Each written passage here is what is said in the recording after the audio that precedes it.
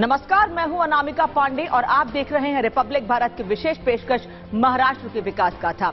इस विशेष पेशकश में हम आपको दिखाएंगे वो बड़ी और महत्वपूर्ण खबरें जो न सिर्फ राज्य की दिशा बदल रही हैं बल्कि विकसित भारत के सपने को साकार करने में सहायक भी साबित हो रही हैं। तो चलिए शुरुआत करते हैं उन बड़ी खबरों की जो सुर्खियों में रही।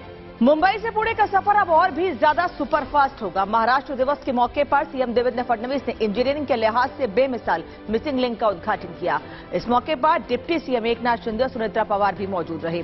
करीब 6,695 करोड़ रुपए की लागत से बना ये 13 किलोमीटर का नया एक्सप्रेसवे खंडाला घाट के जाम और हादसे के खतरों को भी पीछे छोड़ देगा।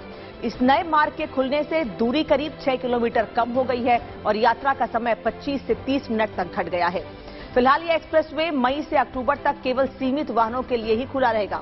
खास बात यह है कि इस कनेक्टिंग लिंक में दुनिया की सबसे चौड़ी सुरंग और भारत का सबसे ऊंचा केबल स्टे ब्रिज है जो लोनावला की टाइगर वैली के ऊपर 182 मीटर की ऊंचाई पर बना है।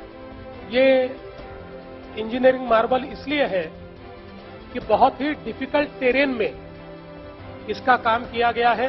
इसको Guinness book of world record ने वाइडेस्ट अंडरग्राउंड टनल का सर्टिफिकेट दिया है।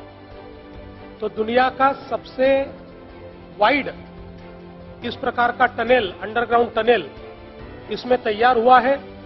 लेकिन सबसे खुशी की बात यह है इसको बनाने वाली दोनों कंपनियां ये शुद्ध भारतीय कंपनियां हैं। महाराष्ट्र दुनिया के लिए निवेश का सबसे पसंदीदा ठिकाना बनकर उभरा है। मुख्यमंत्री देवेंद्र फडणवीस ने कहा है कि उद्योग अनुकूल नीतियों के कारण राज्य अब एक ग्लोबल इन्वेस्टमेंट हब है। मुंबई में डेनमार्क के राजदूत के साथ हुई उच्च स्तरीय बैठक में समुद्री क्षेत्र, ऊर्जा और जल प्रबंधन में सहयोग पर चर्चा हुई। मुख्यमंत्री ने वाडवड़ बंदरगाह और वाटर टैक्सी जैसे महत्वाकांक्षी प्रोजेक्ट्स पर जोर दिया। महाराष्ट्र को बिजली क्षेत्र में आत्मनिर्भर बनाने की दिशा में सीएम फडणवीस ने बड़ा कदम उठाया है। मुख्यमंत्री देवेंद्र फडणवीस की मौजूदगी में 5,200 करोड़ रुपए का ऐतिहासिक समझौता हुआ है। वारणा नव शक्ति संस्थान के साथ हुए इस करार से कोल्हापुर और सिंधुदुर्ग में 3 पम्प्ड स्टोरेज प्रोजेक्ट बनेंगे जिनसे 1100 मेगावाट बिजली पैदा होगी। ये प्रोजेक्ट से न सिर्फ रोजगार के अवसर पैदा होंगे बल्कि सौर ऊर्जा को स्टोर कर राज्य की बिजली जरूरतों को 24 घंटे पूरा करने में मदद मिलेगी।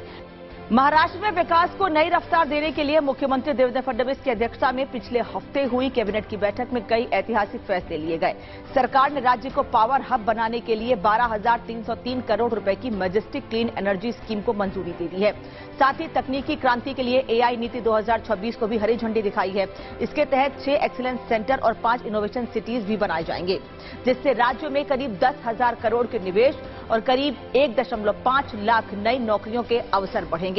इसके अलावा सरकार ने सामाजिक न्याय की दिशा में बड़ा कदम उठाते हुए लंदन स्कूल ऑफ इकोनॉमिक्स में डॉक्टर बाबा साहेब अम्बेडकर के नाम पर एक पीठ स्थापित करने का भी फैसला लिया है।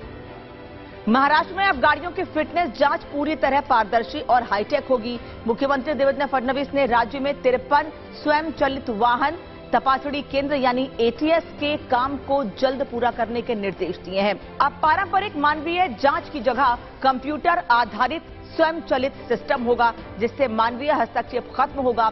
अगस्त के आखिर तक 37 नए केंद्र शुरू हो जाएंगे।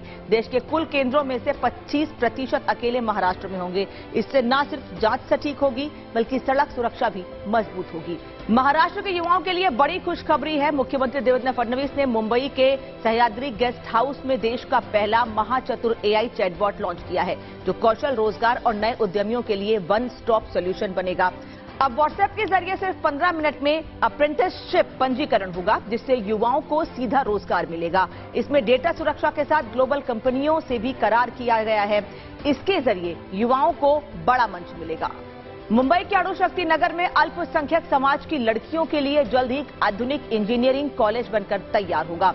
उप मुख्यमंत्री और अल्पसंख्यक विकास मंत्री सुनेत्रा अजीत पवार ने सह्याद्री गेस्ट हाउस में हुई बैठक के दौरान इस प्रोजेक्ट के काम में तेजी लाने के कड़े निर्देश दिए हैं।